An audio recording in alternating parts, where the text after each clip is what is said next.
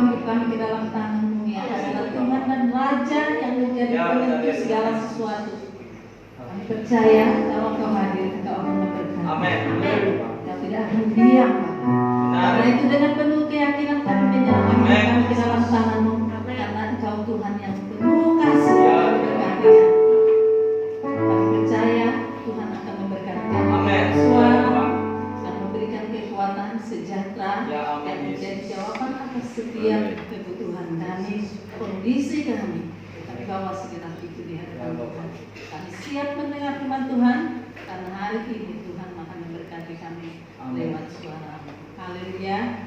Amin. Silakan duduk. Kita akan buka firman Tuhan dari Yeremia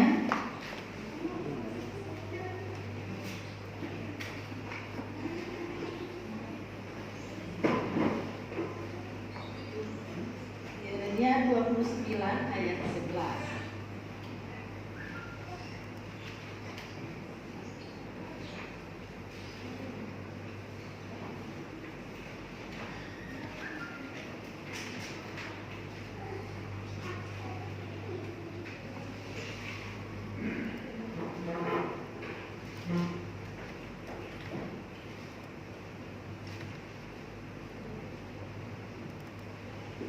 Demikian firman Tuhan. Sebab aku mengetahui rancangan-rancangan apa yang ada padamu mengenai kamu. Demikianlah firman Tuhan, yaitu rancangan damai sejahtera dan bukan rancangan kecelakaan, untuk memberikan kepadamu hari depan yang penuh harapan. Nah, ini saya berbicara, menyampaikan firman Tuhan tentang bagaimana mengatasi kekhawatiran, walaupun diawali dengan kata firman Tuhan ini. Nah, dalam ayat firman Tuhan katakan, serahkanlah kekhawatiranmu kepada Tuhan, sebab Ia yang memeliharamu dan memberikan rancangan damai sejahtera hari esok yang penuh harapan. Tapi yakinkah hari esok penuh harapan?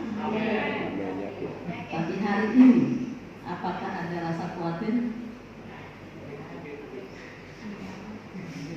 Dari wajah-wajahnya sudah berkata, iya. Kenapa orang khawatir? Pertama, dia merasakan sesuatu yang tidak enak buat dirinya. Dia mendengar sesuatu yang juga tidak enak tentang banyak hal. Juga dia mengalami, melihat, mendengar dan mengalami. Jadi apa? Akhirnya timbul, wah, saya sakit, saya tidak punya uang, saya mendengar banyak hal. Inilah yang membuat saya, wah, berarti firman Tuhan ini tepat untuk kita hari ini ya. Hai orang-orang yang khawatir, ada jawaban Tuhan bagi kamu dan saya. Rancangan damai sejahtera yang penuh harapan. Tapi sebagian orang boleh berkata, itu sih firman Tuhan. Seperti Ibu Patmi bilang tadi, itu buatan manusia, ya kan? Itu kan ditulis untuk manusia, boleh agak tenang sedikit, tapi kesudahannya nanti kita lihat. Semua agama berkata seperti itu. Nah, inilah yang diyakini oleh penganut aliran kepercayaan dan ateis. Kami menemukan orang-orang yang seperti ini di sekolah teologi juga ada. Jadi dia datang ke sekolah teologi itu hanya untuk mendalami, mencari-cari, tapi di tempat itu juga dia ditangkap Tuhan banyak. Ada seorang teman saya bilang begini, merokok itu dosa. Kata siapa? Tidak ada di dalam Alkitab. Ini dalam seminar ada tanya jawab dan saya ada di situ.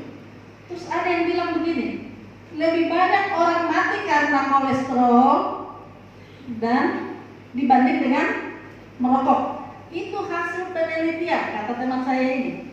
Jadi dia udah lulus sekolah, bukan lulus, masuk sekolah teologi di Apa ini proklamasi? Dia pindah ke yang lain, dia pindah ke yang lain sampai 3 dan terakhir ada di tempat dulu. Setelah itu saya nggak tahu dia lulus apa tidak karena dia pindah. Dengan alasan tidak ada ditulis di sini kolesterol lebih mematikan daripada rokok. Itu kata dia. Itu hasil penelitian diagnosa telah dipertanggungjawabkan kebenarannya. Tapi firman Tuhan tetaplah firman Tuhan. Lalu firman Tuhan ini bilang gini, kolesterol memang perlu, tapi ada dosisnya. Badan kita kan butuh kolesterol dalam dosis tertentu katanya. Tapi rokok dalam segi apapun tidak ada satu hal pun tidak ada yang bisa diambil untuk kebutuhan tubuh kita dari rokok. Kata yang membawa seminar. Tapi firman Tuhan saya akan tetap katakan katanya, percaya atau tidak percaya tugas saya menyampaikan tergantung kamu. Mau kamu mati karena rokok, mau kamu mati karena kolesterol, urusanmu, badan kamu. Karena Tuhan kasih kesempatan ke kita untuk kita punya andil, dia punya atas diri kita katanya. Tapi satu hal yang saya mau sampaikan katanya, selain masalah dosa atau tidak dosa, itu merusak tubuhmu, kata ini ya. Jadi yang saya mau maksudkan dengan cerita ini, saudara, saya tidak untuk menyampaikan rokok atau kolesterol, tidak. Nah, ada banyak hal yang diperdengarkan oleh firman Tuhan, termasuk hari ini. Tapi cara manusia kita mulai mikir-mikir, apa iya? Dari dulu rancangan damai sejahtera, sekarang aku gak sejahtera. Saya melihat orang banyak di sana sudah puluhan tahun hidup Tuhan, akhir hidupnya menyesal dia ada di dunia ini. Nah itu kan ada teori-teori banyak gitu ya. Tapi kita mau lihat hari ini, bagaimana kita boleh menghadapi hal kekhawatiran. Tadi saya katakan di awal, tergantung bagaimana orang mengambilnya sesuai dengan dia berdaulat atas dirinya. Dia punya tergantung dia. Gitu. Tapi kita mau lihat apa yang dikatakan firman Tuhan tentang kekhawatiran yang tadinya diawali dengan karena kita mendengar, kita melihat, kita merasakan sesuatu yang tidak nyaman, tidak enak. Akhirnya kita bilang, waduh, hari esok bagaimana ya? Padahal firman Tuhan katakan, hari esok punya kesusahannya tersendiri. Saya balik di WA grup kita ya, kesusahan sehari untuk sehari, tapi berkat sehari biarlah untuk berhari-hari. Jadi imani aja, ya. Kita berkata panjangkan aja asal sesuai dengan firman Tuhan dan itu bawa sejahtera. Nah kita lihat kebenaran firman Tuhan, bagaimana kita boleh mengatasi kekhawatiran kita. Beberapa hari yang lalu kakak saya telepon begini, benar juga ya apa yang dikatakan oleh Bayu katanya. Mulai dari Desember sampai 1 semester ke depan, 6 bulan akan ada gempa bumi, akan ada pesawat yang warnanya ada merah biru ya. Kan memang Sriwijaya itu putih depan, ininya itu ekornya itu terang-terang gitu ininya ya warnanya, tapi di depan itu putih gitu. Saya perhatikan, oh iya begini. Nah, lalu kakak saya ini bilang gini, 1 sudah digenapi, ini udah gempa bumi lagi. Lalu nanti Jokowi, iya kan termasuk Jokowi, dia bilang, ya ampun, presiden kita, katanya gitu sama saya dengan khawatir gitu ya. Kembali kepada apa yang saya katakan tadi, kekhawatiran itu timbul karena kita mendengar, melihat, merasakan, lalu itu mempengaruhi kita bereaksi. Ya, satu-satu sudah digenapi. Nah, apabila saudara atau saya mendengar sesuatu hal yang buruk, apa yang harus kita lakukan sebagai anak Tuhan? Apakah kita menunggu? Iya ya, sudah 2 digenapi loh, pesawat jatuh. Kalau itu mau jatuh atau mau tidak, itu Tuhan punya urusan, gak di ngomong pun kalau sudah Tuhan buat apa ya, izinkan seperti itu akan terjadi. Tapi apa yang kita harus lakukan? Kita akan buka firman Tuhan 1 Yohanes 4 ayat 7.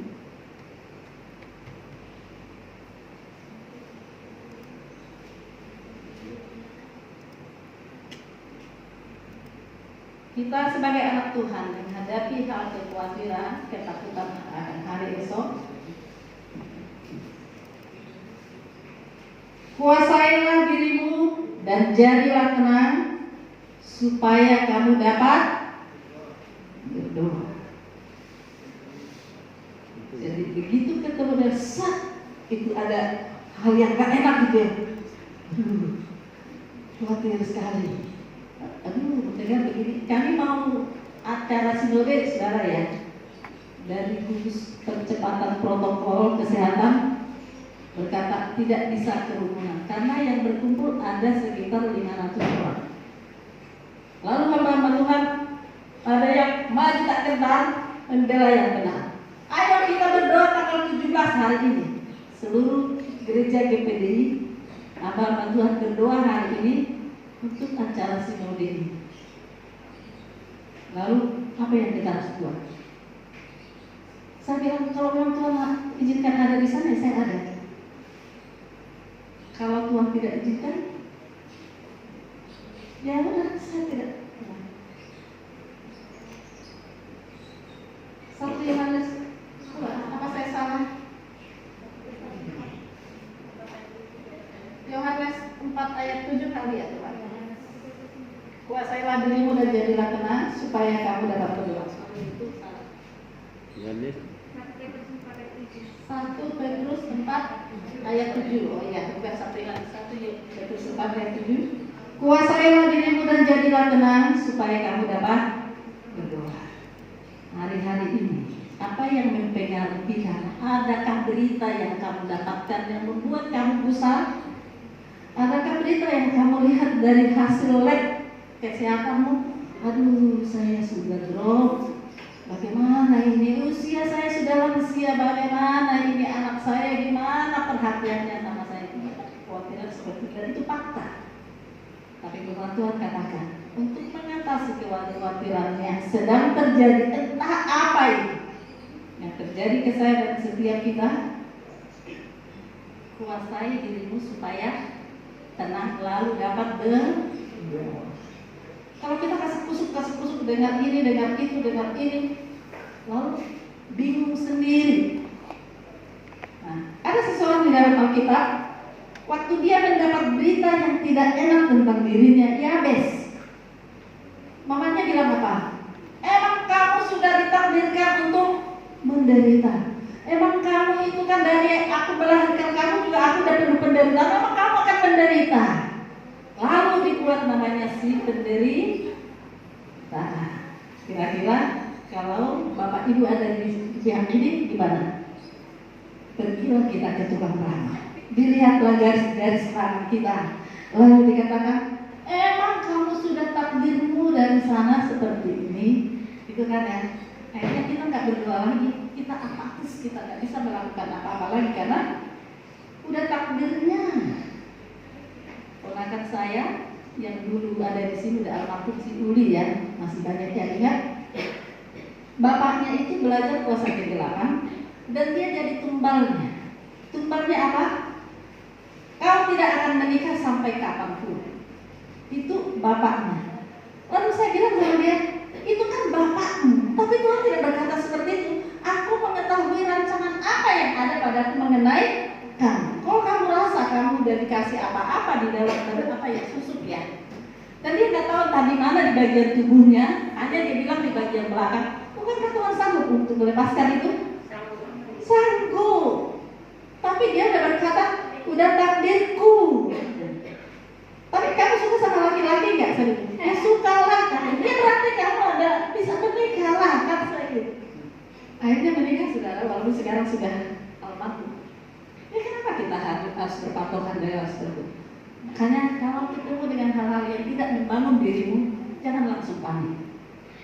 Kuasai dirimu sehingga dapat berdoa. kalau sudah langsung terima begitu saja, udah takdir, kau usah berdoa. Toh udah takdir kan? Sampai mati pun kamu begitu, ya udah takdir. Tapi ingat, rencana Tuhan buat kita, rencana damai sejahtera. Yabes berseru. Bukan orang lain yang berkata dia sudah takdirnya menderita. Orang tuanya sendiri, percayakan dengan orang tua ya. Dia tantang gitu. Dia bilang apa? Aku berdoa kepada Tuhan, hendaklah Engkau Tuhan memperluas daerah. Luas dia punya tanah. Kalau daerahnya semakin luas, hartanya banyak, kenyamanan terganggu tidak? Kemungkinan terganggu tinggi. Semakin banyak harta, penjagaan akan semakin kuat, betul? Karena kita belum punya harta yang berlimpah aja. Kalau banyak kita punya security 4, 5 sampai 10. Ya kan? Ya di sini berdoa kepada Tuhan, memberikan kenyamanan kepada Tuhan. Berarti rasa aman pun perlu. Banyak orang punya harta tapi gak nyaman, punya ini tapi tidak tenang. Lalu Yabes itu lebih dimuliakan daripada saudara-saudara. Artinya orang yang mencari Tuhan, Tuhanlah yang menjadikan kita mulia. Ada satu lagu, kau berharga di mataku, mulia dalam pandanganmu. Saya suka lagu itu, saudara. Waktu lagu Melo, tapi sepertinya Tuhan itu sedang bilang sama saya, kau berharga, kau mulia. Jangan rendahkan diri kita. Kita berharga, lebih berharga daripada seisi dunia. Nah, apa yang kita harus lakukan? Kuasailah dirimu dan jadilah tenang. Sekarang tenang gak? Hampir. Iya ya, saya harus tenang ya. Bagaimana aku gak tenang besok? Gimana ya? Sekarang Bapak Ibu semua, berita apa yang kita dengar? Corona. Semakin daerah kita Tri-Asia ya, itu banyak saudara kita kena di sana. Nah, kita cerita sedikit waktu dapat isu Pak Sitorus kena corona, pada sakit gak? Pada takut gak? Takut, tapi kita simpan rasa takut itu di dalam hati, iya kan? Jangan pergi kemana-mana, nanti dikejar kita tidak bisa. Terus saja, akurat gak? Ada orang bilang, ada tidak. Tapi, saya juga jadi ragu juga tuh. Ada itu. Kita harus semprot ini semua. Nah, ternyata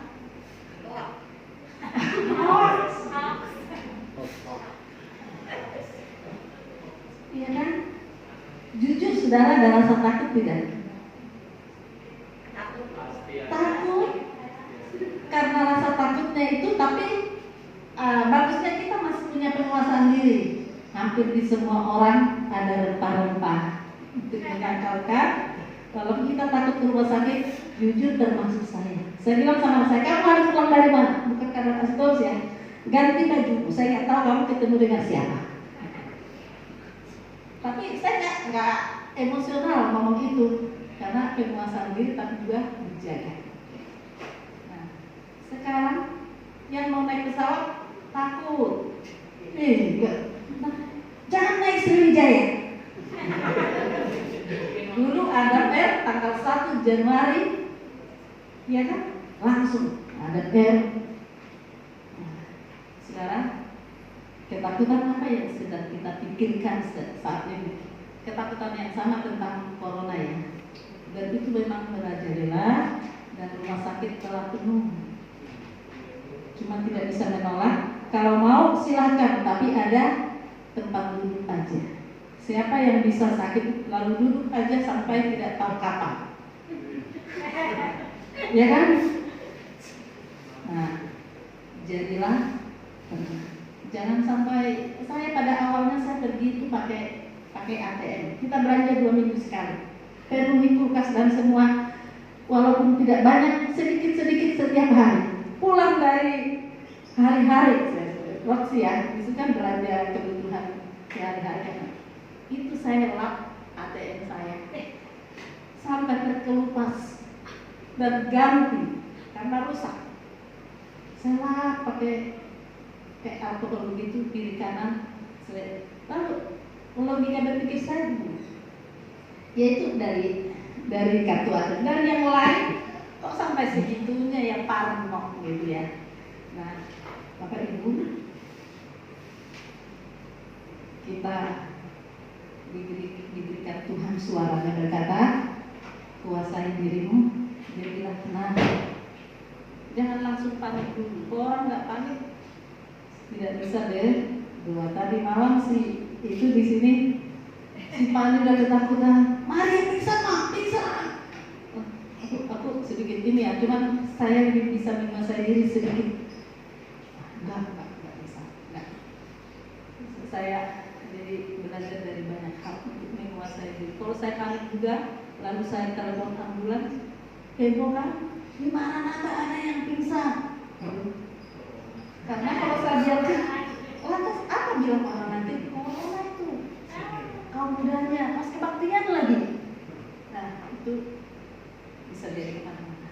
Nah, hal yang lain yang kita boleh lakukan, kita buka kembali dari Yeremia 29,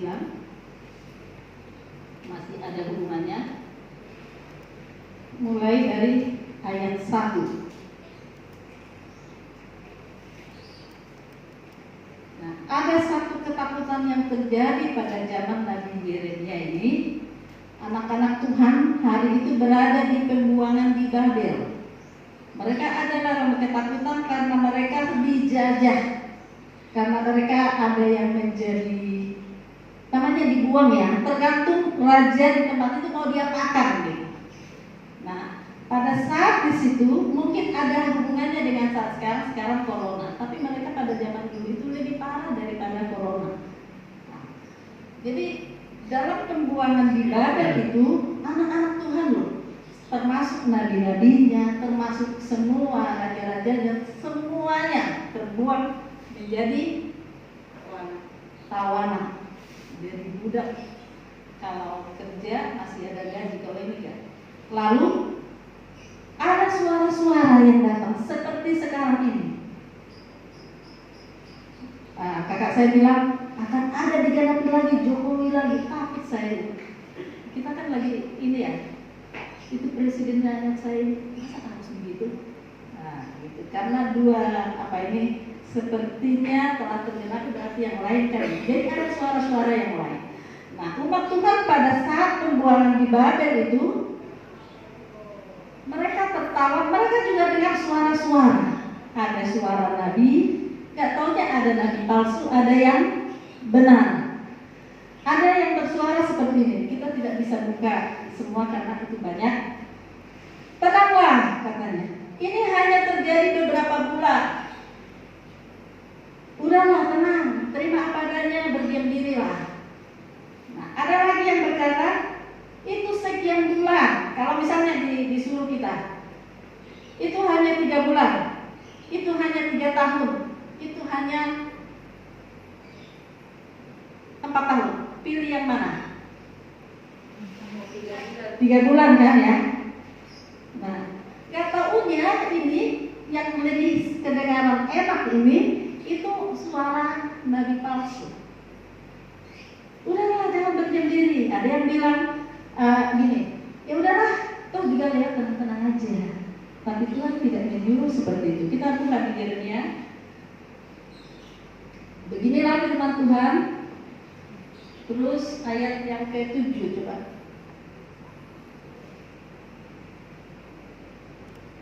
Ayat yang ke-10. Saya bacakan untuk kita. Sebab beginilah firman Tuhan.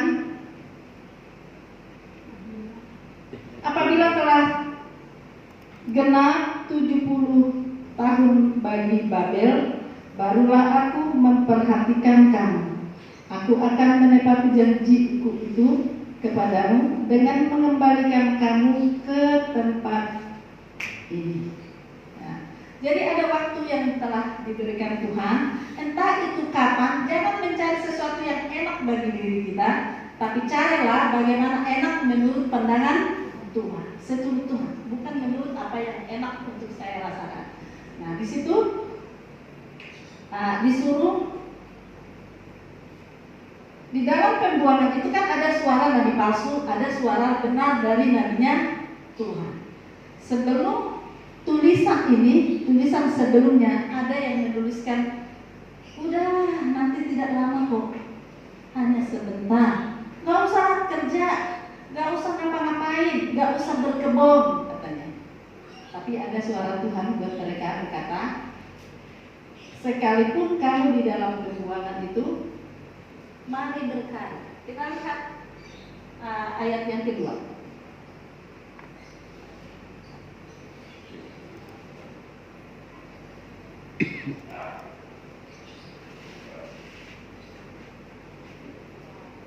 Ayat yang keempat saya bacakan. Beginilah firman Tuhan semesta alam Allah Israel kepada semua orang buangan yang diangkut ke dalam pembuangan dari Yerusalem ke Babel. 1. Ayat yang kelima. Dirikanlah rumah untuk kamu diami, buatlah kebun untuk kamu nikmati hasilnya. Ambillah istri untuk peranakan anak laki-laki dan perempuan. Ambillah istri bagi anakmu laki-laki dan carikanlah suami bagi anakmu perempuan, supaya mereka melahirkan anak laki-laki dan perempuan, agar kamu di sana bertambah banyak dan jangan berkurang. 7. Usahakanlah kesejahteraan kota kemana kamu akan kubuang, dan berdoalah untuk kota itu kepada Tuhan, sebab kesejahteraannya adalah kesejahteraan kamu juga. Yang kedua yang kita bisa lakukan selain tadi, jadilah tenang supaya kamu dapat berdoa. Yang kedua, mari bekerja, tetap berkarya, tetap melakukan aktivitas kita, karena Tuhan memberkati kita dengan cara itu. Kita lihat di 2 Tawarin 5 ayat 7.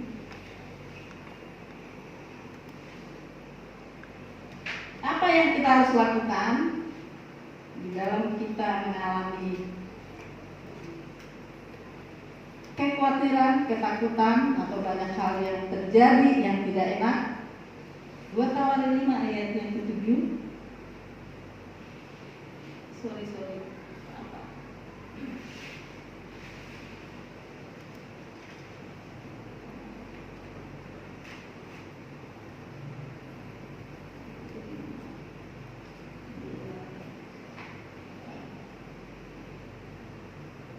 10 carikan yang isinya, kuatlah hatimu, jangan lemah semangatmu, ada upah bagi usahamu.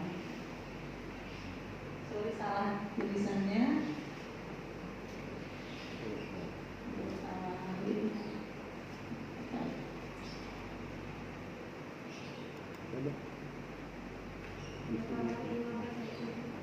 Dua Tawarin 15 ayat 7. Bukan 2 Tawarin 5, 2 Tawarin 15 ayat 7.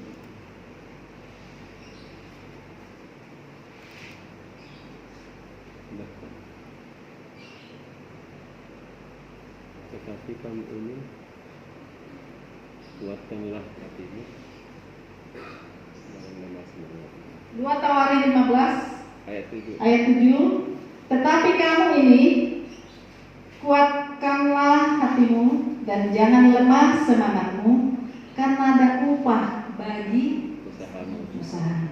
Nah, Bapak Ibu, seperti apa yang dilakukan orang, anak-anak Tuhan di zaman pembuangan, sekalipun itu mau 7 tahun, mau berapa tahun, semangat, berusaha rajin, karena ada upahnya. Jadi Tuhan bukan orang yang tinggal diam dengan seluruh usaha kita.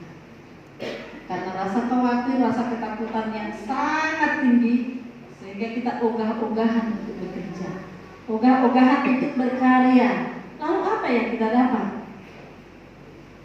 Tadi malam saya ngomong-ngomong dengan Mama Jonathan bilang ini, ternyata invest emas batangan itu ada loh yang 10 gram, yang 5 gram, yang 25, bahkan yang 1000 gram. yang sekilo aja ini aku bilang gitu kan. Ada, emang ada sekilo katanya. Ada yang 1000 gram itu kan sekilo, kan sekilogram emas batangan. Kita invest, lalu pikiran saya gini, aduh hari gini invest emas. Lalu mulai saya mikirkan lagi, kenapa sih? Karena corona kan kayak nggak berani ngomong untuk hal yang lebih tinggi sedikit ya. Lalu saya pikir-pikirkan sampai ke rumah, di rumah saya bilang, ya kenapa enggak ya? Kan toh kita berkarya. Kalaupun nggak sekarang, ya paling nggak ada perencanaan ke depan saya mau lakukan ini. Coba kalau kita ngomong sekarang, kita mau ini ya, aduh boro-boro dah, kita mau jalan-jalan nih. Bilangnya, bukan masalah corona aja, aduh berapa lah uang ke situ ya. Kan dia nggak berani. Kan mari di dalam keadaan sekarang ini, tetapi kamu kuatkan hatimu, jangan lemah apanya? Semangatmu. Masih semangat? Gimana aku mau semangatnya? Nah, teman-temanku, satu alumni SMP, ayo dong, kita kan nggak pernah ketemu